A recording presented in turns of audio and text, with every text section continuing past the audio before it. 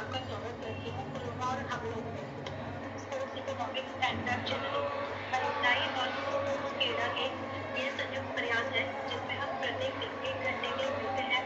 इसी कड़ी में आज का विषय है किस्सा बुक, जिसमें हमारे आज के मेहमान हैं संदीप कुमार।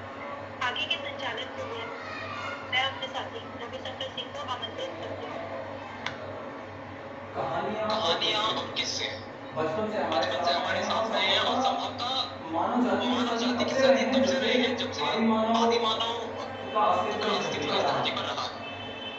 इसी तरह से किस्से कहानियों का ही रूप पंचतंत्र में सामने आता है और हमारी दादी नानी से बचपन में बहुत बार कहानियाँ सुनने को मिली है। जहाँ तक मैं समझ पाता हूँ किस्सा कोई का सबसे सटीक हमारी दादी नानी, हमारी माएँ, हमारे नाना दादा, इनसे जो हमने कहानियाँ सुनी है संभवतः वे ही सबसे बेहतरीन किस्सा कोई होती। परंतु फिर भी किस्सा कोई पर व्यवस्थित जानकारी देने के लिए हमारे बीच है संदीप कुमार जी, जो एक कैमरामैन है, डायरेक्टर है, कथाएँ सिखाते हैं। इतनी सारी चीजें इनके पास है कि सबका वर्णन करना होता है तो एक पूरा घंटा तो इसी में चला जाए। तो ज्यादा बड़ा आकर के सीधे ही संदीप कुमार जी को आमंत्रित करना आपके में आए और हमें किस्सा कोई से आपको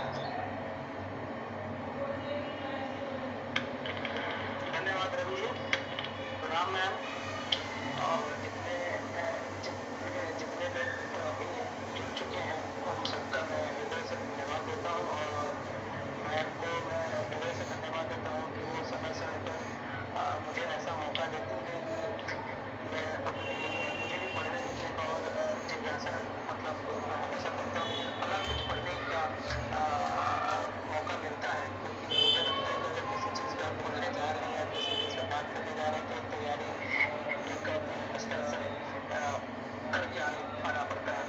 तो जैसे कि रवि जी ने बताया कि किस्सा गोई का मेरा जो अपना अनुभव रहा है बचपन से लेकर अभी तक का कि मैंने अपने दादा से और जो बड़े पापा थे उनसे मैंने बहुत सारी कहानियाँ और बचपन में अपनी मम्मी से बहुत सारी कहानियाँ मैंने सुनी हैं, बहुत सारी कहानियाँ। और मैं पाता हूँ कि मैं जैसे मैं कभी दूर नहीं जाता हूँ, मैं हेलो जी संदीप जी बोलिए। मैं दूर कहीं नहीं जाता हूँ, मैं अपने घर में देखता हूँ कि मैं अपने मम्मी पापा चाचा चाची या मोहल्ले में मैं बहुत घुमंतु टाइप का मैं बालक हुआ करता था। लोगों की प्रॉब्लम सुनना, जाना और लोगों से मिलना, छठ घाट पे जाना, लोगों की सेवा करना, ये मेरा दिनचर्या था। और कहीं भी कोई भी कहानियाँ होती थी, जैसे गाँव में क्या होता था कि चौपाल हुआ करता था, चौपानी पे लोग बैठ के कहानियाँ कहते थे कि ये हुआ वो हुआ, तो मैं चुपचाप सुनता रहता था। मेरे दादाजी कभी कभी गुस्सा भी किया करते थे कि इतने बड़े बड़े लोगों के पीछे जाकर सुनता रहता, इतने बड़े बड़े लोग इसके दोस्त था।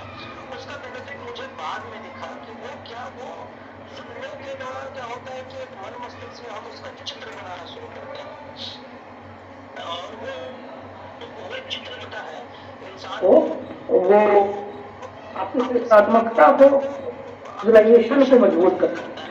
जैसे कि मैंने देखा है कि मम्मी हमेशा मुझे आप पिछू की राजा रानी की कहानियां सुनाती करती थी। उन कहानियों वो भी क्या होती थी कि वो कहानी में अंत में जाके कुछ आपको उसको सीख दे के जाते थे कि आपको कुछ ना कुछ वो बता के जाते थे। वही मेरे दादाजी कहानियां सुनाते थे तो वो रामचरितमानस की कोई चौपाई पे सुनाते थे या महाभारत के किसी पात्र को लेके वर्णन करते थे और ये बताते थे कि वो पात्र कितना अपने आप में अच्छा पात्र है, उसको समझने की कोशिश करो। तो जिसके कारण मैंने देखा कि मैंने और भी मेरे मोहल्ले में बच्चों की परवरिश हुई, चाहे और मैं और मेरी दीदी हम हमेशा बाबा के बगल में अपने रहा करते थे, बैठा करते थे, उनके साथ खाया करते थे, मार्केट जाया करते थे। तो मैंने देखा कि दोनों लोगों की जो सृजनात्मकता हुई और हमारे भाइयों से जो चाचा के बच्चे थे उन लोगों से थोड़ा डिफरेंट हुआ, क्योंकि शायद उसी का देन था कि मुझे लगा कि मैं फिल्मों में आ सकता हूँ। एक जो छोटी छोटी बीज जो बच्चा इंसान अपनी माँ के पास रहता, माँ जो उसे सिखाती है। इनसे लोग कहते हैं कि मैं खाना इतना अच्छा कैसे बनाती हूँ, तो मैं हमेशा माँ के बगल में ही बैठा रहता था और मैं देखता था माँ खाना कैसे बनाती है। और माँ खाना बनाने के दौरान उनके पीठ में दर्द हुआ करता था, मैं पीठ दबाया करता था। माँ रोटी बनाती थी, मैं रोटी भाग भाग के पापा को दिया करता था। तो वो फिर वहाँ मुझे लालच हुआ करता था, माँ जब तक रोटी बनाएगी उसके बाद उठेगी तो मुझे कहानी सुनाएगी। तो ऐसी बहुत सारी कहानियाँ माँ के द्वारा जो मेरी माँ को होंगी उनको सुनाया करती होगी। वो सारी कहानियों का एक जो श्रृंखला बनता चला गया, मुझे लगता है कि सृजनात्मकता के लिए बहुत इम्पोर्टेंट है। और आज के संदर्भ में देखा जाए कि हम अगर हम मुंबई जैसे शहर में रहते हैं, 1 BHK के फ्लैट, 2 BHK, 3 BHK फ्लैट, नाना नानी, दादा दादी, चाचा चाची से हम दूर होते चले गए। मुझे याद है कि अगर मम्मी और चाचा या पापा में कुछ वैचारिक मतभेद भी होते थे, लेकिन अगर शाम को चाचा आते हैं और चाचा से हम लोग जिद करते हैं या दादाजी से हम लोग जिद करते हैं, दादाजी शाम को आते हैं तो हम कहते हैं दादाजी कहानी सुनना है। तो वो कितनी भी पापा से मम्मी से वैचारिक मतभेद हो, वो मतभेद दूसरी जगह था, लेकिन वो बैठ के हमें कहानियाँ जरूर सुनाया करते, जिसके कारण से मुझे लगता है कि वो दूरियाँ भी परिवार की मिटती थी कि नहीं बच्चे आए हैं, मैं उनके पीठ पे झूलने लगता था। तो वो कहानियों का जो सिलसिला चला, जैसे मेरी माँ एक नाग नागिन की कहानी हमेशा सुनाया करती थी कि वो मैंने कभी मतलब कहीं और नहीं सुना है कि नाग नागिन की कहानियाँ ये होती थी कि एक नाग था, एक नागिन थी। नागिन के लिए नाग के लिए व्रत रखती है और वो नाग को भेजती है कि आप लेके आइए मेरे लिए धान कूट के। तो वो धान उनके लिए लेके जाते हैं, तो वहाँ खेत में काटते हैं, तो खेत में काटे हुए खेत वाला उन्हें देख लेता है, तो उसके बाद वो उनको मार के उनका मुंह उनको तोड़ देता है। तो वो कहते हैं कहाँ बारू कहाँ, घर आते हैं तो रात हो जाता है, तो कहते हैं कहाँ बारू घर के घरवैया रानी हो, दिया लियावा बत्ती लियावा देखा मुझसे सुनिया। तो जिद करके भेजती है कि नहीं जाइए मेरा व्रत है लेके आइए। तो एक शाही अंदाज में वहाँ के घर पे शाम हो जाता है, तो कहते हैं कि कहाँ बारू घर के घरवैया रानी हो, मतलब कहाँ हो घर की रानी, तुम आओ देखो तुम्हारे जिद के कारण में गया तो मेरी मुंह का क्या हाल हुआ है। तो दिया बत्ती जला के लेके आती है, कहती कि आग लागो बजर परो हमारी पर बिया हो, सैया गंजन धान काटे कुछ जलस सुनिया हो। तो फिर माँ कहती देखो तो माँ कहती थी लास्ट में देखो ये क्या होता है कि किसी को जबरदस्ती कोई काम फोर्स से नहीं किया जाता, अगर मन ना करे तो नहीं भेजना चाहिए, नहीं करना चाहिए। तो वो चीजें सकारात्मकता हर कहानी में, किस्सा गोई का देखेंगे, पंचतंत्र की जितनी कहानियां आप उठाएं, छोटी छोटी कहानियां होती थी, छोटी छोटी कहानियां, और लास्ट में वो कुछ ना कुछ एक मैसेज छोड़ के जरूर जाती थी। अधिकतर लालच की वो कहानियां बेस होती थी। आप जादुई गाय देख लें, ब्राह्मण का सपना देख लें, शेर की वो जब शेर उठा हुआ देख ले, मस्तिष्क का चक्र देख ले, साधु और चूहे की कहानी देख ले, जितनी ऐसी कहानियां हैं, मैं सारी कहानियों को मैं पढ़ रहा था, मतलब छोटी छोटी कहानियां। एंड ऑफ मतलब उसका क्या होता है कि आप लालच से बचें, प्रेम बांटें, भाईचारा बांटें। और आज के टाइम में वो सब कहानियां हमारे आसपास से विलुप्त होती जा रही हैं। हालांकि 1991 में इसका एक अच्छा प्रयास किया गया कि 20 मार्च को विश्व 20 मार्च को विश्व कुष्ठ दिवस के रूप में मनाने के लिए एक संगठन बनाया गया, और उसका आज है कि वो पूरे विभिन्न देशों में वो हो रहा है। इंटरनेट के माध्यम से किस्सा कोई हर जगह जा रहा है और लोग उसको अपना रहे हैं, लेकिन ये घरों से दूर होता चला गया। और मुझे लगता है कि अब इसके विषय में घर में इसका होना बहुत जरूरी है, क्योंकि घर में माँ, दादा, दादी एक जो बच्चे को प्रेम पूर्वक कहानी सुनाते हैं कि बच्चे की मन स्थिति क्या है उस समय, कि अभी मुझे किसी चीज पे लालच आ गया कुछ खाने का, तो बाबा क्या करते थे, इतना घुमा फिरा के उसे इतने अच्छे तरीके से उस लालच को, कि मेरे बचपन में मैं कहा जाता था कि मैं लालची बहुत था, कि जो घर में सबसे बड़ा आम आता था सबसे छोटा मैं था, बड़ा आम आता था वही मैं देता था कि नहीं मुझे वही चाहिए, उसके लिए पूरी लड़ाई हो जाती। लेकिन वो दादा ने इस कदर, दादाजी ने मुझे कहानियों के माध्यम से बताया कि किस तरह ये लालच बुरी चीजें है, कि आजकल मेरे अंदर अब जो भी कुछ आता है मुझे लगता है कि मेरे सामने वालों को वो चीज पहले देनी चाहिए। जो भी चीज मुझे आदत थी अगर बचे तो मैंने, तो वो धीरे धीरे उन कहानियों के माध्यम से, क्योंकि मैंने अपना बचपन देखा है कि मैं कितना लालची हुआ करता था, कितना बदमाश हुआ करता था। प्रतिदिन 2-3 शिकायतें अगर ना आए तो पापा को लगता था कि आज ये इसका गेम ठीक नहीं है।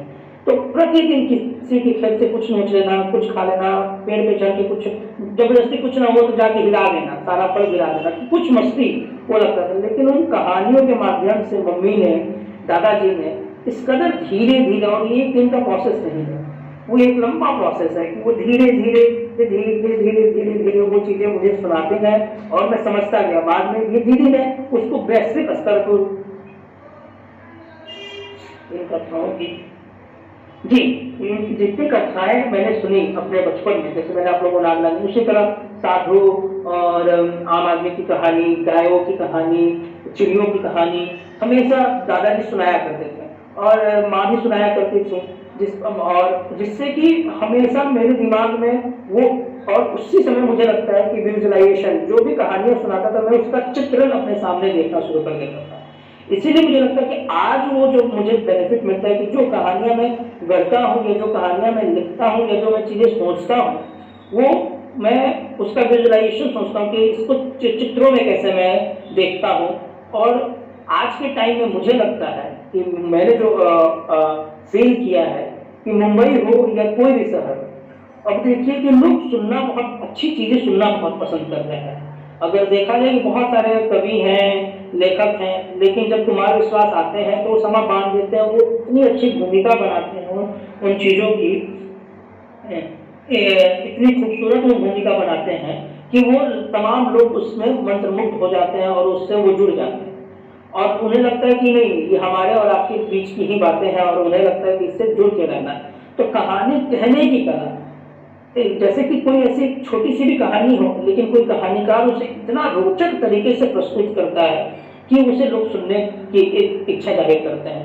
एक ही स्टोरी होती है लेकिन हर डायरेक्टर उसे अपने अपने तरीके से प्रस्तुत करता है, हर डायरेक्टर उसे अपने अपने तरीके से बनाता है, उसे गढ़ता है। तो स्टोरी टेलिंग जो है, स्टोरी कहने की जो शब्दावली है, वो आज के टाइम में बहुत इंपॉर्टेंट है, क्योंकि लोग उससे मुझे लगता है कि जो आजकल लोग एकल फैमिली में रहने लगे, माता पिता के पास समय नहीं है, वो कहीं दूर जा रहे हैं, अपने माँ दूर जा रही है, हस्बैंड बाहर कहीं काम कर रहे हैं और लोग बहुत इधर उधर काम कर रहे हैं और वाइफ कहीं काम कर रही है, पति बच्चे दिन भर मेड के साथ, मतलब ये मेट्रो सिटी की मैं बात कर रहा हूँ। और साथ साथ आजकल छोटे छोटे कस्बों में भी ये चीज़ें हो गई हैं कि लोग स्कूल भी जाके पढ़ाने लगते हैं और आते हैं शाम को अपने, तो वो तमाम तरीके की भौतिक बाध्यता में हम इस कदर व्यस्त हो चुके हैं कि हम अपनी सृजनात्मकता, अपने मूल्यों को भूलते जा रहे हैं। लेकिन उसका वो क्षणिक इन्वेस्टमेंट जो है,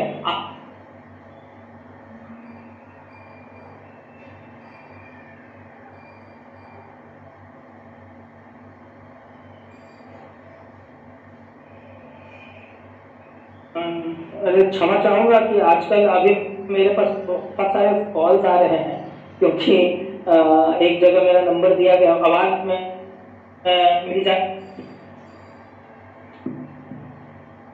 हेलो जी सर। हेलो, हाँ बोलिए। हाँ जी, तो एक तो बहुत कार्यक्रम से मैं जुड़ा हुआ हूँ, उपेंद्र भैया का सर का कार्यक्रम है, उसमें बहुत सारे कॉल आ रहे हैं, तो उसी के लिए फिर भी अब किस्सा गोई में मुझे लगता है कि एक, क्योंकि जो चीज़ें खत्म होती जाती हैं उसमें करियर बनाना बहुत आसान हो, उसमें अपना भविष्य तलाशना बहुत आसान हो गया। और भारत में ऐसे 3-4 मैंने देखा कि संस्थाएं भी हैं जो किस्सा गोई आयोजित करती है, वो संगठन जा के कहानियाँ सुनाती हैं लोगों के बीच में।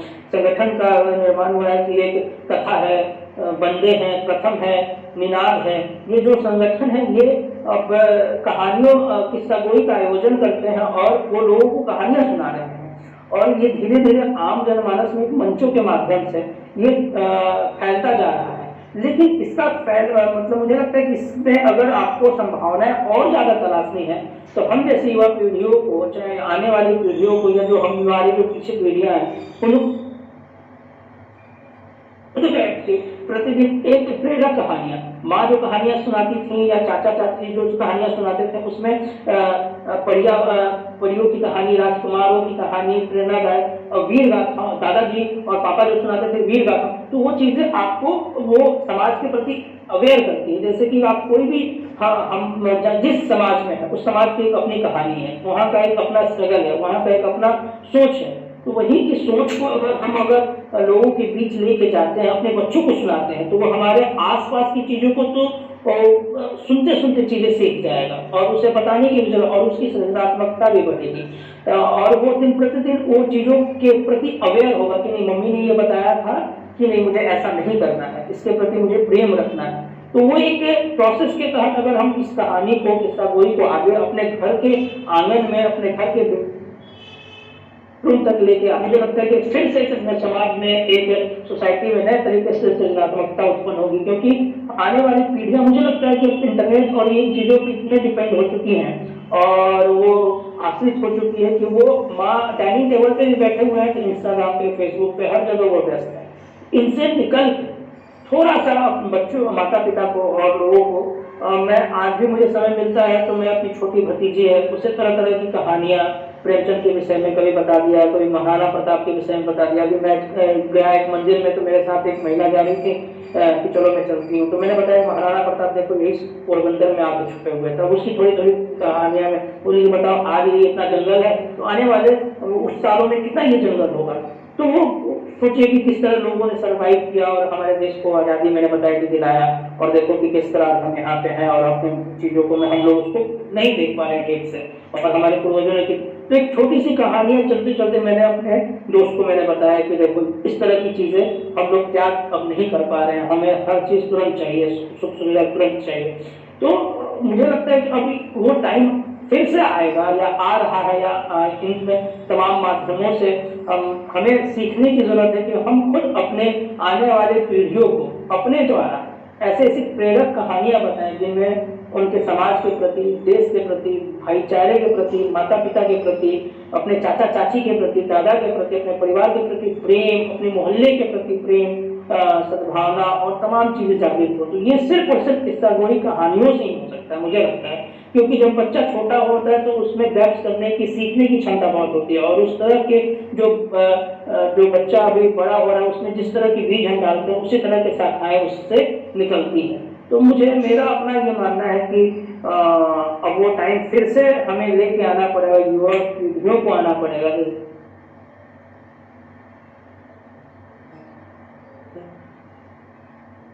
तो मैंने तो ये डांस क्लास उनको तरह तरह की कहानियों के माध्यम से मैं प्रेरणा देने की कोशिश करता हूँ और लोगों की बताने की कोशिश करता हूँ कि ये लोग हमारे समाज के विभूतियाँ रहे हैं, जो उन्होंने बहुत सारी कुर्बानियाँ दी हैं, और हमें भी अपने सृजनात्मकता से उस तरह की चीज़ें लिखनी है, पढ़नी है, ताकि आने वाली कल कुछ अच्छा कर सके और हम अपने समाज को एक समृद्ध बना सकें। तो किस्सा गोई में यही सब चीज़ें हैं। और जैसे कि अब हर देश में मैंने देखा कि हर देश में, स्वीडन में भी इसकी शुरुआत हुई थी, और जैसे कि देखा 20 मई को बनाया जाता है, और हर देश में, ऑस्ट्रेलिया से लेकर पश्चिमी हर देश ने, अमेरिका, शिकागो, हर देश में अब किस्सा गोई का आयोजन शुरू हो चुका है और लोग करते हैं। कनाडा में 2003 में इसका आयोजन हुआ, फ्रांस में हुआ। हाँ जी, और इसका एक वेबसाइट भी बनाया गया है इंटरनेट पे, किस्सा गोई करके, इसका वर्ल्ड स्टोरी टेलिंग डे करके एक इंटरनेट पे इसका वेबसाइट भी है, जहाँ पे आप संपर्क करके इससे भी कर सकते हैं, इससे कमा भी सकते हैं, हम बहुत सारे पैसे वगैरह गिरफ्तार कर सकते हैं। तो मुझे लगता है कि इस माध्यम से भी, इंटरनेट के भी माध्यम से, हम तरह तरह की कहानियाँ जो हमारे समाज के लिए हो, उसको हम, और जो हमने अपने दादा दादी से, अपने तमाम लोगों से हम लोगों ने सुनी है, क्योंकि मुझे लगता है कि इस पीढ़ी के बाद ये चीज़ें खत्म जैसी हो जाएंगी। मुझे लगता है कि इस पीढ़ी के बाद लोग कहानियाँ हमारे दादा क्या कहते थे, तो इस माध्यम से हमें इसे जीवित करने का एक प्रयास करना चाहिए, क्योंकि ये बहुत इम्पोर्टेंट है मुझे लगता है। क्योंकि आज जो भी मेरे पास है, जो भी मैं थोड़ी सी सृजनात्मकता सोचता हूँ या समझता हूँ, वो कहीं ना कहीं वो दादा दादी की बताई हुई कहानियाँ हैं, जिसके कारण मैं तमाम चीज़ें ये सोच पा रहा हूँ और समझ पा रहा हूँ। तो मेरा एक छोटा सा यही है किस्सा गोई का, कि बहुत सारे मैंने बचपन में कहानियाँ सुनी हैं, और मैं उस पर बात करूँ तो बड़ी लंबा टाइम हो जाएगा। तो मैं और लोगों से अगर ये निवेदन करना चाहूँगा कि उन लोगों को मुझसे कुछ इस विषय पर अगर प्रश्न है, या मैम से कुछ जानना चाहते हैं, या और हमारे गेस्ट हैं यहाँ पे, उनसे इस विषय पे कुछ अगर वो अपनी स्मृतियाँ हम लोगों के साथ शेयर करें तो हमें भी कुछ सीखने को, समझने को, जानने को मिलेगा।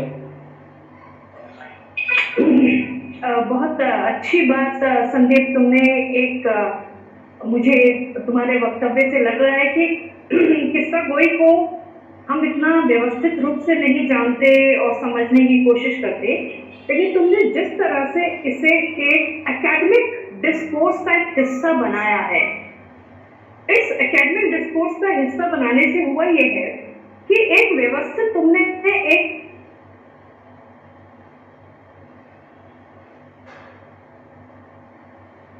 उसका ऐतिहासिक परिप्रेक्ष्य लिया कि रेलेवेंस क्या है उस पर बात की, और हमारे ये जो किस्सा हुई है किस तरह से हमारे पारिवारिक संदर्भ से ही निकलती है, और एक बच्चे की बचपन की निर्मित में एक किस्सा हुई कितना महत्वपूर्ण उसकी भूमिका होती है, ये हमें यहाँ पे पता चलता है। क्योंकि ये हम जानते हैं, सब जानते हैं कि मनुष्य ने बचपन में जो अनुभव किया होता है वो जीवन भर वो सब उसके साथ चलता है। तो यानी उसके जीवन में आगे उत्थान के क्षण हो, पतन के क्षण हो, हाइज हो, लोज हो, वहां पर ये बचपन के जो पॉजिटिविटी है, किस्से हैं, कहानियां हैं, उसे हर समय रोशनी देते हैं, उसको अंदर से फुलफिलमेंट उसके भरते हैं। तो ये जो बच्चे की निर्मित जो होती है, जैसे आपने ये बताया कि माँ, और जैसे मैंने कहा कि माँ जो होती है हमारी प्रथम किस्सा वो होती है। माँ हम माँ से लोरी सुनते हैं, किस्सा वहां से शुरू होते हैं, और माँ को पता है कि बच्चे को कैसे बच्चे को किस्सा किस तरह का सुनाना है। यानी पहली जो चीज हमें समझ में आती है कि किस्सा गोई को एंटरटेनमेंट यानी मनोरंजक होना चाहिए। पहली बात ये है कि जो किस्सा है और हमारी जो परंपरा है, या आज भी हमारे बच्चे जो स्कूलों में पढ़ते हैं फेरी टेल्स, वे सारी के सारी किस्सा गोई से शुरू होती हैं। उस किस्सा गोई से जो शुरू होती हैं, तो वो जो किस्सा गोई है इसकी पहली और अनिवार्य शर्त यह है कि वह रोचक होनी चाहिए, क्योंकि उसके सामने जो टारगेट ऑडियंस है, लक्षित श्रोता है, वो बच्चा है। बच्चे से शुरुआत होती है। तो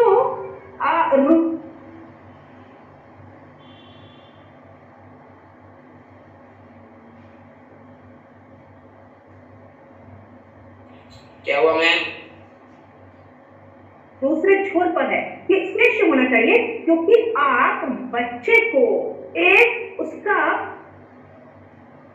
एक बेहतर इंसानीकरण की प्रक्रिया से उससे गुजार रहे हैं। तो एक बेहतर मनुष्य होने की जो प्रक्रिया है, उस बेहतर मनुष्य होने की प्रक्रिया में यह बहुत ही महत्वपूर्ण होता है कि जैसे आप पंचतंत्र की आप देखिए कि पंच हमारे सबसे फेमस हिंदुस्तान की जो किस्से हैं, कहानियां हैं, वो पंचतंत्र है, जातक कथाएं हैं, बैताल 25 है, विक्रम और बैताल है, और रामायण है। ये ऐसी कथाएं हैं जो आप जितनी बार भी सामने आती हैं, किसी भी उम्र का बच्चा हो, चाहे वो 80 साल का भी व्यक्ति है, वह भी बैठ करके उसे सुनता है, क्योंकि उसने अपने बचपन में सुनी है, तो बचपन की उस प्रक्रिया से उसको रिलेट करता है ना। तो ये उसके मन में बचपन हमेशा जिंदा रहता है। तो किस्सा गोई रोचकता होनी चाहिए और उसमें एक सार्थकता होनी चाहिए। दूसरी जो चीज है, उसकी जो शैली है, उसकी शैली टारगेट ऑडियंस के हिसाब से बदल जाती है। टारगेट ऑडियंस के यानी बच्चा है। अब यही जाहिर सी बात है, हमारे कॉलेज के अगर बच्चे हैं यानी स्कूल के बच्चे हैं तो वहाँ पे शैली बदल जाएगी। स्कूल में भी प्राइमरी क्लास के हैं, टाइनी टॉक्स हैं, वहाँ पे शैली बदल जाएगी। एक राजा था, एक जंगल में एक शेर रहता था, और एक जंगल था, जंगल का राजा एक शेर होता था। शेर, अब ये जो वॉइस मॉड्यूलेशन है, ये बड़ी इंपॉर्टेंट होती है किस्सा गोई में। वहां पर देखा छन छन छन छन छन छन छन छन छन छन एक पायल की आवाज आ रही है। तो आप किस्सा गोई के जरिए आप बिंब भी प्रस्तुत करते हैं, इमेजेस क्लियर करते हैं, यानी ध्वनि बिंब करते हैं, दृश्य बिंब करते हैं, स्पर्श बिंब करते हैं। तो यानी जितना सार्थक किस्सा गो होगा वह उतनी ही बेहतर एक चित्र, एक विजुअल्स सुनने वाले यानी श्रोता के सामने क्रिएट करता है। तो जाहिर सी बात है उसमें उसका जो चेहरे के भाव है, उसके जो आंगिक है, उसकी जो वाचिक मूवमेंट है, वो सारी की सारी इस किस्सा गोई में इस्तेमाल होती है ना। आप तो ड्रामा और थिएटर, आप तो कथक, इन तीनों का ही इन तीनों ही माध्यमों से आपका आप में तो बेहतर समन्वय है। तो कथक जैसा कि आपने पिछले वक्तव्य में बताया था, पिछले लेक्चर में बताया था, जो मुझे उसको मैंने इतना गहराई से उसको अंडरलाइन पहले नहीं किया था, लेकिन आपने बताया कथक की विशिष्टता यह है कि वह आंगिक तो है, लेकिन जो चेहरे से अभिनय के साथ उसको अभिव्यक्त किया जाता है, यह एक इसका वैशिष्ट्य है ना, जो हमें और नृत्य शैलियों में उस तरह से बारीक चेहरे के भाव नहीं दिखाई पड़ते, वहाँ पे लाउड होते हैं। अगर हम कथकली की बात करें, भरतनाट्यम की बात करें, तो वहाँ पे लाउड एक्सप्रेशंस होते हैं, जबकि कथक में बड़े ही नाजुक से एक्सप्रेशंस होते हैं जो इस्तेमाल किए जाते हैं। तो ये आपने जो बताया था पिछले क्लासेस, तब मैंने उसको चीज को नोटिस किया था। तो जाहिर सी बात है कि ये जो किस्सा गोई है ये बड़ी इंपॉर्टेंट है, और ये हमारे पारंपरिक भारतीय समाज से ही निकली है, विकसित हुई है। हमारे गांव, हमारे घर के जो बड़े बूढ़े होते थे, नाना नानी के किस्से, दादा दादी के उपादेयता इसलिए होती थी। नाना नानी की इम्पोर्टेंस या दादा दादी की इम्पोर्टेंस होती थी कि वो कहानी सुनाते है ना। तो ये जो कहानी सुनाना है, ये जो कहानी सुनाना है, मतलब वो एक पुल का काम करता था, नई जनरेशन और पुरानी जनरेशन के बीच में एक पुल का काम करता था। यानी जो एक इंटरेस्ट का भाव पैदा होता था नाना नानी दादा दादी के प्रति, वह इस कारण बहुत ज्यादा होता था कि वो हमें कहानी सुनाएंगे।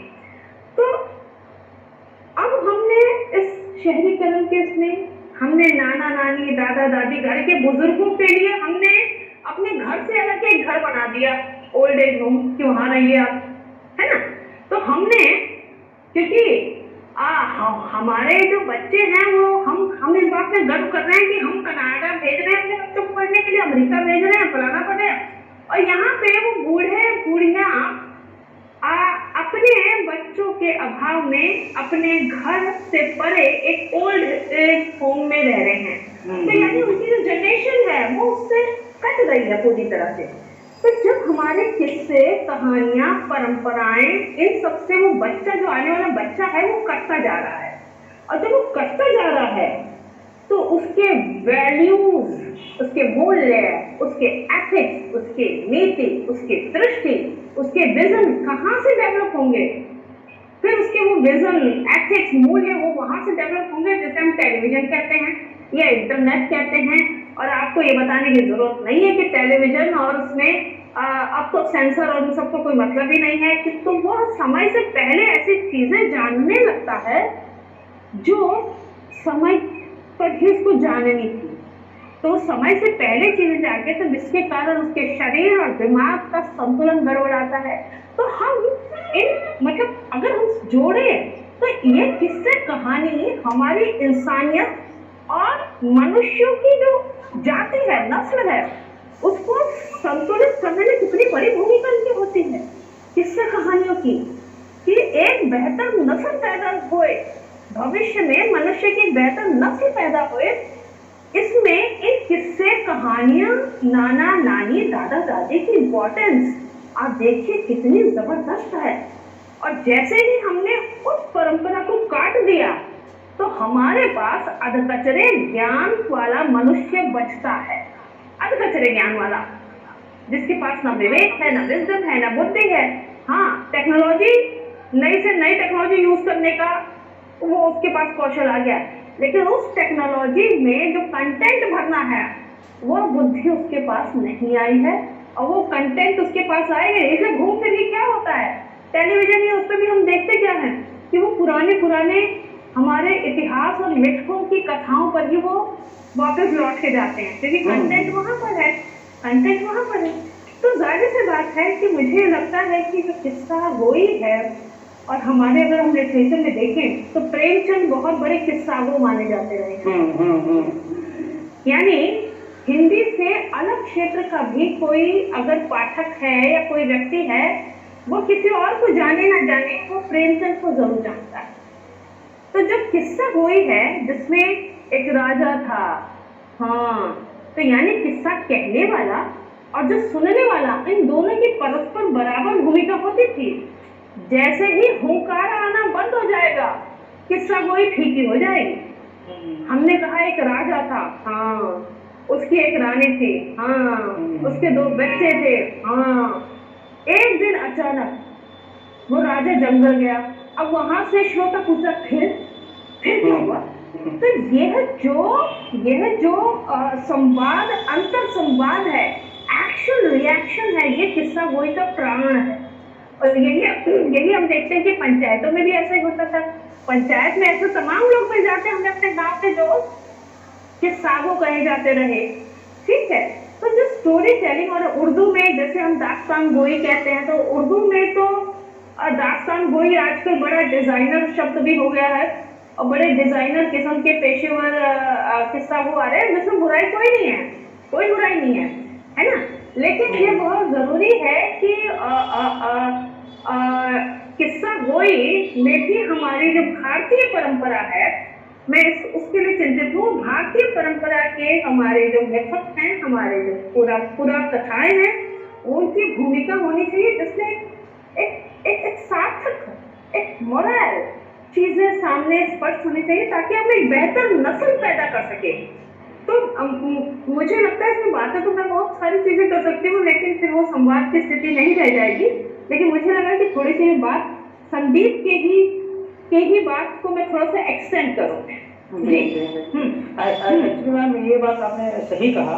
और अगर हम भविष्य में संभावनाएं देखते हैं कि क्या है, कि हम इससे पैसे की वजह से, कि हम लोगों को है कि हम कैसे, अगर दादा दादी नाना नानी को हम एकल फैमिली में फिर से लेके आते हैं, तो जो आपने कहा कि वो सृजनात्मकता, और जो मैंने देखा अपने अंदर, और भी मेरे चाचा चाची के बच्चे हैं, और भी मेरे मोहल्ले में बच्चे मैंने देखे हैं, लेकिन उनके घर में ये परंपरा नहीं थी। मैं अपने दादा और दादी और मतलब हर किसी के पीठ पे मैं जाके झूलते रहता था कि मुझे कुछ सुनाओ, मुझे कुछ बताओ।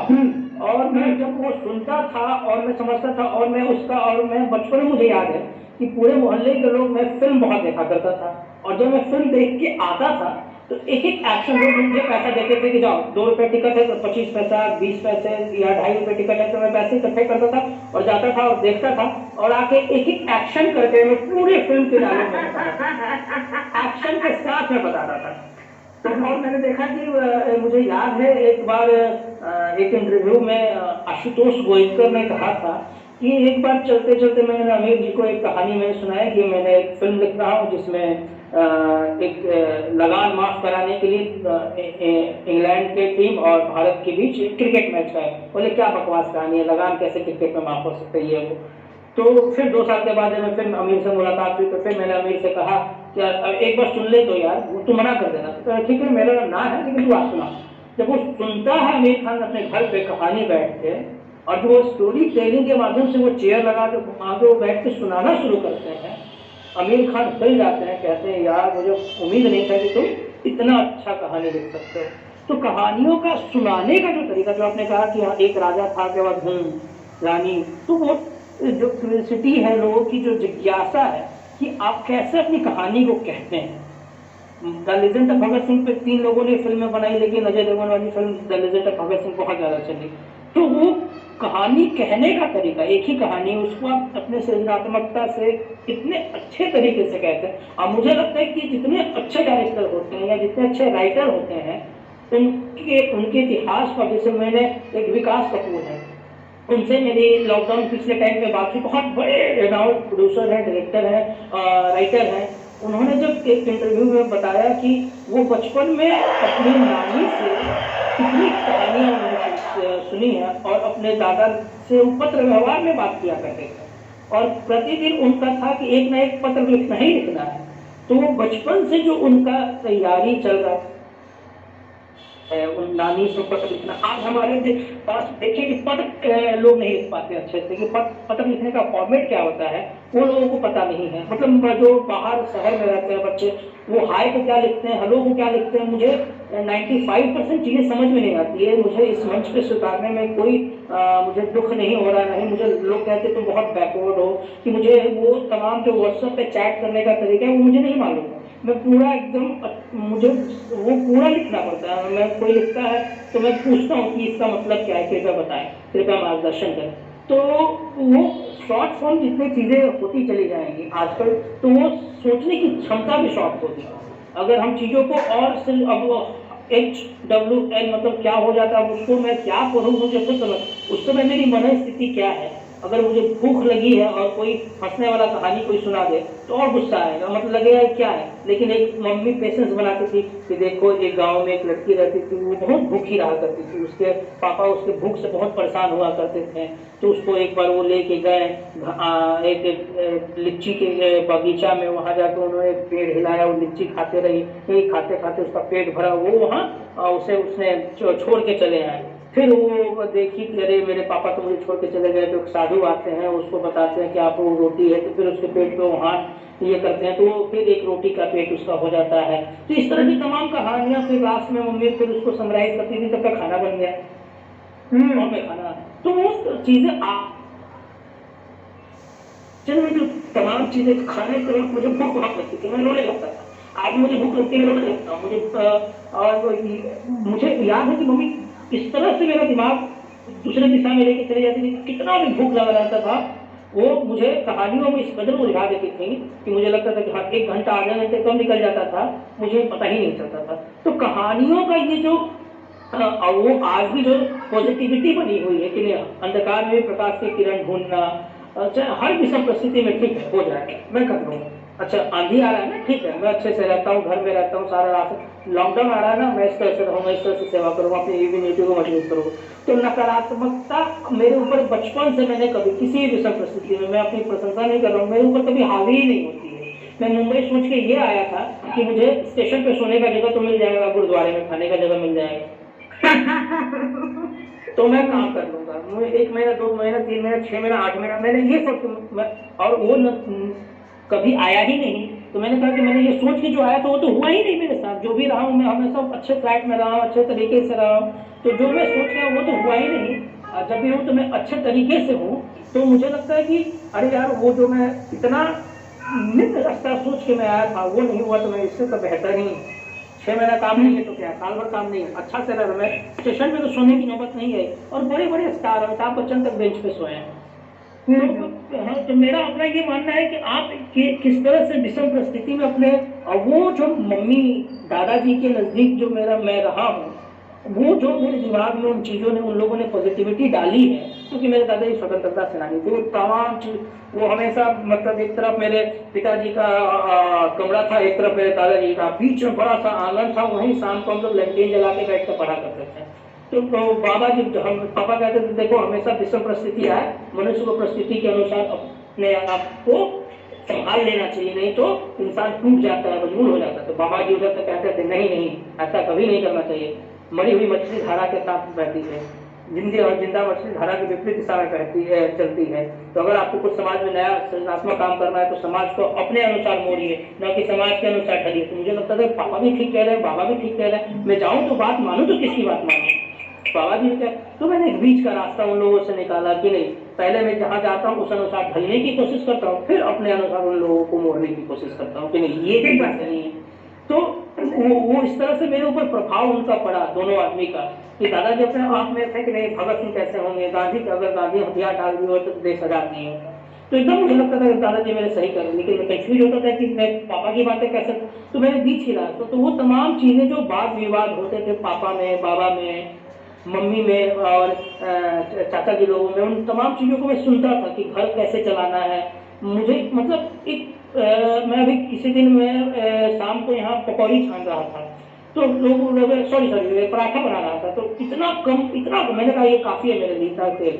सबको ये आश्चर्य था इतना कम तेल में इसने पराठे कैसे बना लिए। तो वो मम्मी के द्वारा बताया गया था कि कैसे विषम परिस्थिति में इतना भी हो उसमें कैसे घर चलाना है।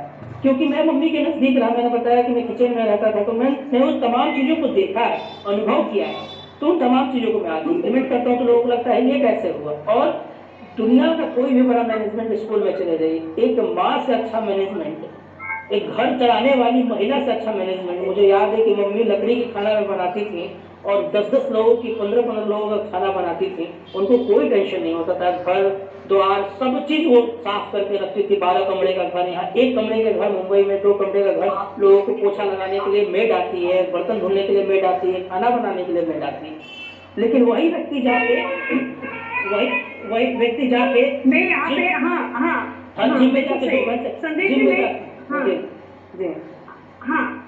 जी मैं यहाँ पे यही इसी बात को जो आप जो बराबर कह रहे हैं कि जो पारिवारिक जो अनुभव होते हैं वो किस्सा गो को करने में अनुभव भी देते हैं, और जो शब्दावली होती है वह देते हैं।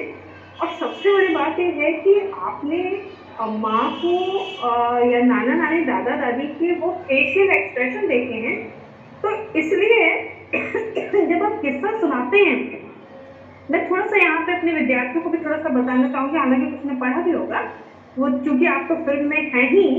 तो जो ये स्टोरी टेलिंग का जो आर्ट है, ये आप लोगों के जो टेलीविजन और राइटिंग और फिल्म राइटिंग है उसमें बड़ा मार्के का होता है। तो ये जो स्टोरी टेलिंग, जैसे आपने अभी कहा कि वो आमिर खान को आशुतोष गोवारिकर ने वो स्टोरी सुनाई जिससे वो एकदम प्रभावित हो गए। तो मैं बच्चों को ये बताना चाहूंगी कि जो पिचिंग द आइडिया है, आइडिया पिच करना इसे बोलते हैं, आइडिया पिच करना। तो आइडिया पिच करने का अर्थ यह होता है कि जो राइटर होता है, राइटर जो भी कोई है, खासकर राइटर है, उसके पास वह फिल्म मेकर या डायरेक्टर उसको बहुत समय नहीं देता है। वो कहता है कि मेरे पास एक नई कहानी है सर जी, मैंने आपको सुनाना है जिससे फिल्म बनेगी। तो अगर जो बड़े बड़े फिल्म मेकर होते हैं बहुत ज्यादा वो इतने बिजी होते हैं कि ज्यादा समय नहीं देते, तो कहते हैं कि अच्छा भाई थोड़ा 10 मिनट है, 15 मिनट है, 20 मिनट है, आप हमें बताइए व्हाट इज ऑल अबाउट। तो यहाँ पे ये जो किस्सा गोई का जो कौशल है, यह काम आता है कि आपको कम शब्दों में अपनी स्टोरी को कैसे पिच करेंगे। यानी 5-6 लाइनें कम से कम आप ऐसे बता देंगे कि सामने वाले को पता चल जाए कि स्टोरी इज ऑल अबाउट किसके बारे में सारी चीजें।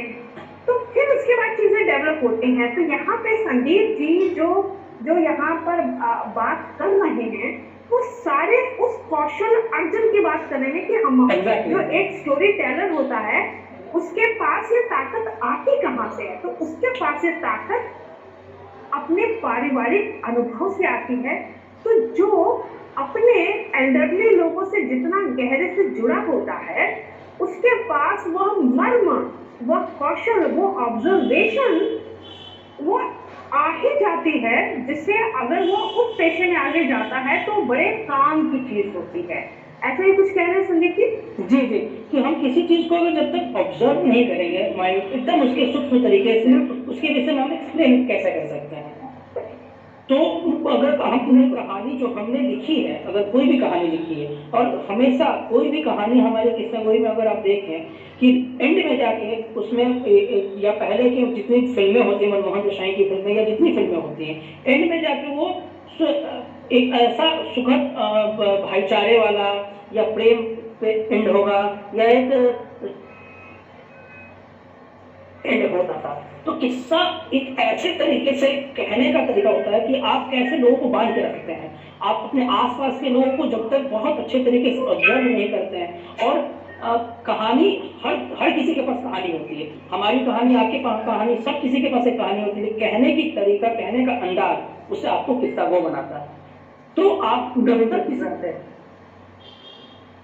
हैं कि एकदम सूक्ष्म तरीके से उसे ऑब्जर्व नहीं करते हैं तो आप उसे कह नहीं पाएंगे। अगर आपने ऑब्जर्व किया है तो शब्द ऑटोमेटिक कहीं ना कहीं से आपके पास आ जाएंगे, एक्सप्रेशंस आपके पास आ जाएंगे। क्योंकि मैम ने जैसे कहा कि हमारे अभिनय में भी हम पढ़ते हैं कि आप अभिनय में अगर आप देखते हैं कि आंगिक अभिनय, वाचिक अभिनय, सात्विक आहार अभिनय, अभिनय के जितने प्रकार हैं वो सारी चीज मिलकर एक अभिनय को कौशल बनाता है। तो उसमें वाचिक परंपरा भी है और हर चीज जब मिल जाती है तो किस्सा कोई अब जैसे मैं आपको अगर कहानियां सुनना है, समझना है, बोलना है तो रेडियो एक अच्छा माध्यम है कि वो दिखता नहीं है, वो दिखता नहीं है, लेकिन हम सारी चीजें विजुअलाइज करते हैं। हम सब चीजें हमें मालूम होती है कि रेडियो पे जो कहानियां कहते हैं हमारे सामने एक रेडियो पे नाटक अगर कभी आपको सुनने का मौका मिले तो आप जरूर सुने। उससे कैसे एक विजुअल आपके सामने वो सिर्फ शब्द से। तो शब्द एक ऐसी चीज है कि आप और कहानी कहने का तरीका, और कहानी कहने का तरीका कैसे आएगा जब तक हम अपने आप उस कहानी से जोड़ के अपने अगल बगल के लोगों को, अपने आसपास अपने परिवार के लोगों को हम ऑब्जर्व नहीं कर सकते तो हम किसी कहानी को नहीं ऑब्जर्व कर सकते। मैं तो मेरा ये अपना मानना है।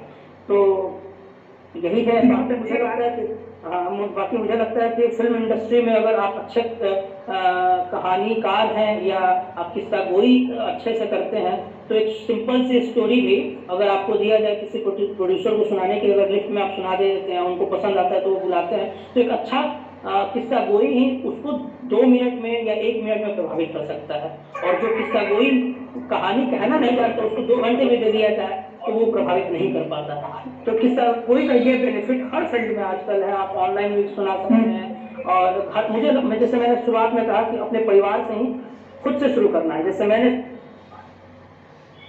को कोई भी बात कहनी होती है छोटी सी कहानी के माध्यम से मैं कहता हूँ। मुझे एग्जाम्पल दे देना होता है तो छोटा सा कोई अपने आसपास घटना घटी होती है जो गांव में घटी हो या किसी सेट में घटा हो, उसके माध्यम से मैं कहानी के थ्रू में लोगों के सामने कहता हूँ। तो किस्सा गोई का अपना ही अंदाज है, अपना ही महत्व है और एक आपको कॉन्फिडेंस देता है कि हाँ आप कुछ अच्छा कर सकते हैं। और भारतीय सिनेमा जगत में तो आजकल किस्सा गोई की बहुत कमी है। तो ये मुझे लगता है कि अगर इस जैसे कि रवि जी हैं, शालिनी जी हैं और भी लोग हैं, बहुत अच्छा लगता है। मैंने अभी रवि जी से जी मेरा एक प्रश्न है कि अगर हमें साहित्यिक कहानियों को बच्चों तक पहुंचाना हो कि वो भी पहले से ही सुनना शुरू करें या पढ़ना शुरू करें, तो किस तरह से उन्हें सुनाई जाए कि उन्हें अच्छी लगे? जैसे कि मैम ने कहा है कि कहानी, हर कहानी का एक कहने का अंदाज होता है कि वो वही कहानी अगर प्राइमरी स्कूल के बच्चों को कहते हैं तो कॉलेज के बच्चे के लिए कहते हैं तो कुछ और जो हायर एजुकेशन के बच्चे के लिए कहते हैं तो कुछ और। तो वो कहानियों में रोचकता कैसे लाना है और बच्चे की उस समय की क्या मन स्थिति है। जैसे कि हामिद हम लोगों के बीच इतना फेमस है कि हम लोग हर किसी को कहानी बचपन में हमें पता थी कि किस तरह वो जाके चिमटा खरीद के लेके आता है और 2 बच्चे, और वो चिमटे को डिफेंड किस तरह हामिद करता है कि देखो ये चिमटा मैंने गिरा दिया तो टूटा नहीं। तो वो किस कदर हमारे खिलौना तुम्हारा टूट जाएगा, तो हमारे मन मस्तिष्क में वो बैठा हुआ है। तो अगर छोटे बच्चों को हम अपनी साहित्यिक कहानियां अगर उनके सामने हम प्रस्तुत करना चाहते हैं तो मुझे लगता है उसका 2 माध्यम है। एक तो उसको रोचक बनाए या तीसरा उसको कार्टून के माध्यम से, किसी माध्यम से उसको हम विजुअलाइज करें और फिर लोगों के सामने प्रस्तुत करें, बच्चों के सामने।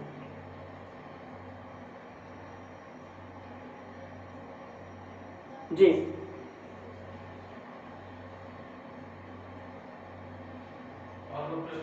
और लोग प्रश्न करें।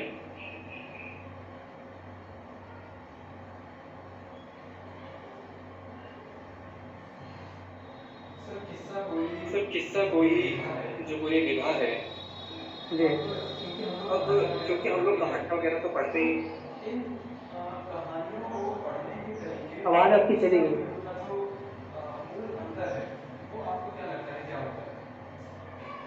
आवाज आपकी नहीं आ रही है रवि जी,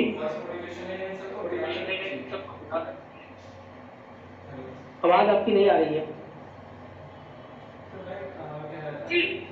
आवाज रवि प्रश्न बताएं। जी आई। हेलो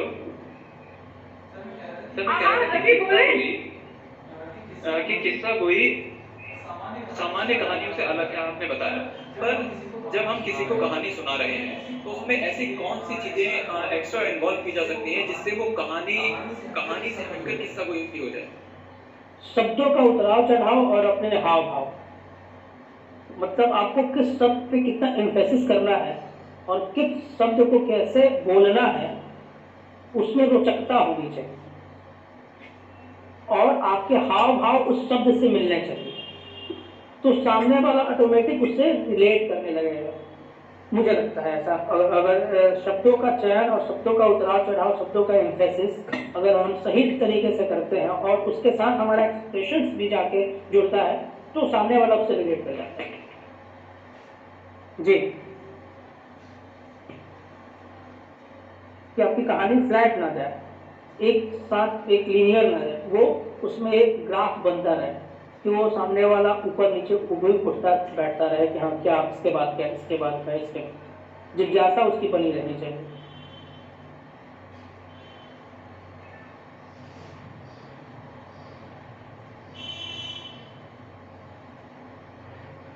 हेलो जी सर, आगे आवाज। हेलो जी, बस यही मेरा अपना अनुभव है। रवि, मेरी आवाज नहीं आ रही है? आ रही मैम। ओके, आज जो तुमने प्रश्न किया है ना रवि, उसमें एक चीज मैं कहना चाहूंगी कि अगर तुमने हमारा कथा साहित्य पढ़ा है तो उस कथा साहित्य में हम हिंदी कथा साहित्य का जब हम विकास पढ़ते हैं तब हम एक ट्रांजिशन मोड आता है, वो ट्रांजिशन मोड होता है किस्सा गोई से कथानक की ओर ट्रांजिशन।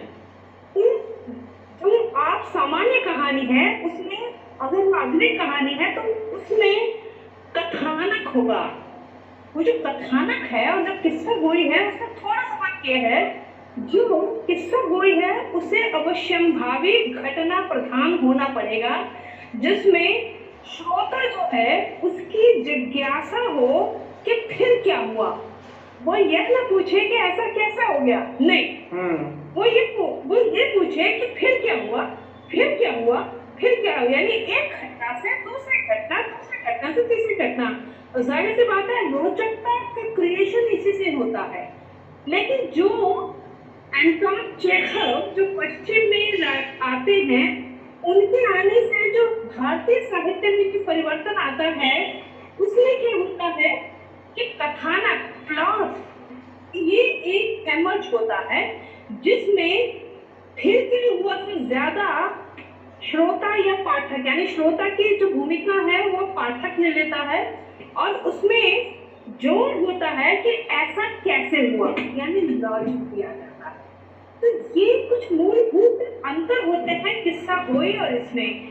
तो कई बार हम प्रेमचंद रोचक शैली में चीजें करते हैं, लेकिन प्रेमचंद के साहित्य में भी बड़े सारे प्रश्न लग जाते हैं जब ये कहते हैं कि जमींदार के हृदय के प्रेमचंद एक प्रॉब्लम तो सामाजिक यानी बहुत बड़े तबके की उठा रहे हैं, है ना, वेश्यावृत्ति की उठा रहे हैं या किसानों के शोषण की उठा रहे हैं, लेकिन उसका जो समाधान है वो बड़े आइडियलिस्टिक कैसे दे रहे हैं कि एक जमींदार का हृदय परिवर्तन हो जाता है और वो सारे किसानों की जमीनें वापस कर देता है, सारा मुआवजा देता है। तो यहाँ पर वो लॉजिक के हिसाब से चीजें फिरते बैठते प्रश्न यहाँ पे भी प्रेमचंद भी उठते हैं। इसलिए जो किस्सा गोई है उसकी एक अनिवार्य शर्त है रोचकता और टारगेट जो रिसीवर है वो यह बोले कि फिर क्या हुआ, यानी घटना पर। सामान्य जो कहानी है जब उससे किस्से में बदलना होता है तो जाहिर सी बात है वो किस्सा कौन से माध्यम के लिए है, ऑडियो मीडियम के लिए है या विजुअल मीडियम के लिए है। अगर मैं प्रोफेशनल तक से बात करूँ उसके हिसाब से वो किस्सा गोई के जो एलिमेंट्स हैं उसमें जुड़ते चले जाएंगे। संदीप ऐसे ही? जी मैम, एकदम सही आपने कहा कि वो लास्ट में सॉल्यूशन नहीं देते हैं प्रेमचंद जी अपनी किसी कहानी की, और जो आपने कहा कि लास्ट में कहीं उनको ये भी लिखना चाहिए था कि जिससे हृदय परिवर्तन हुआ चाहे और हाँ, वही वो जो चीजें हैं ना, तो उन पर उनके शुरुआती साहित्य पर ये एक आक्षेप लगाना कि प्रेमचंद समस्या सामाजिक उठाते हैं लेकिन जिसको समाधान है वह वैयक्तिक देते हैं। तो ऐसा नहीं होता। या वेश्यावृत्ति की जो समस्या है, वेश्यावृत्ति तो सेवा सदन एक जगह बनवाने से काम केवल नहीं चलेगा, है ना, वो उसके बनाने में सारी चीजें नहीं हो जाती हैं। तो इसी तरह से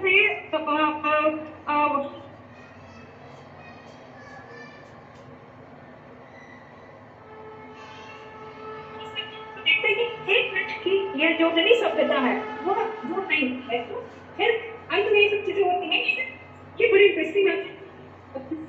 सामान्य जो कहानी होती है उसे किस्से में आने के लिए वो किस मीडियम के लिए है, उसके हिसाब से उसके एलिमेंट जुड़ते हैं। और एंटरटेनमेंट यानी रोचकता, क्यूरियोसिटी, जो क्यूरियोसिटी है, उत्सुकता, यह बहुत ही बड़ा महत्वपूर्ण तत्व है जो किस्सा गोई में होना चाहिए। जी। और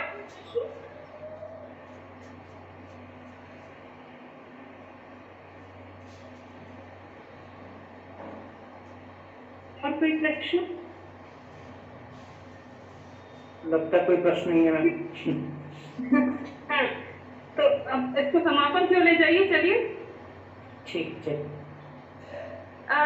रवि तुषार कौन है जो मुझे मालूम नहीं। हाँ, रजनी, ओके। आज सभी सर को मैं बहुत बहुत थैंक यू बोलूँगी कि इन्होंने किस्सा गोई के बारे में हमें बहुत सारी जानकारियाँ दी और इन्होंने हमें हमारी जो बचपन की जो छोटी छोटी सी कहानियाँ शायद मैंने भी अपनी मम्मी या नानी से सुनी है, तो मुझे वो भी याद आया कि हाँ, वो लोग कैसे हमें कहानियाँ सुनाते थे, जो कि बहुत टाइम से हम लोग भूल गए, क्योंकि आज के टाइम पे ये सारी चीज़ें नहीं होती है। और शाम को मैं थैंक यू बोलूँगी कि इन्होंने भी बीच बीच में हमें बहुत सारी जानकारियाँ दी। और आज के प्रोग्राम के लिए आप सभी को धन्यवाद। बहुत बहुत धन्यवाद, थैंक यू। शुक्रिया, आप सबका शुक्रिया। और तुषार और रवि खास तौर पे जो रोज इस श्रृंखला को जागरूक रखते हैं, जागृत रखते हैं, उन दोनों को खास तौर पे मैं शुक्रिया करती हूँ कि आप लगातार, आपके कारण यह श्रृंखला बड़ी विशिष्ट और अनोखी किस्म की श्रृंखला बनती जा रही है। तो आने वाले दिनों की भी खासतौर पर जब तक लॉकडाउन है तब तक ये हम रोजाना ये चीजें करने के लिए प्रतिबद्ध हैं हम। तो आने वाले कल को कभी आप इन टाइमली पूरे ग्रुप में ले लीजिएगा। Thank you very much. Thank you so much.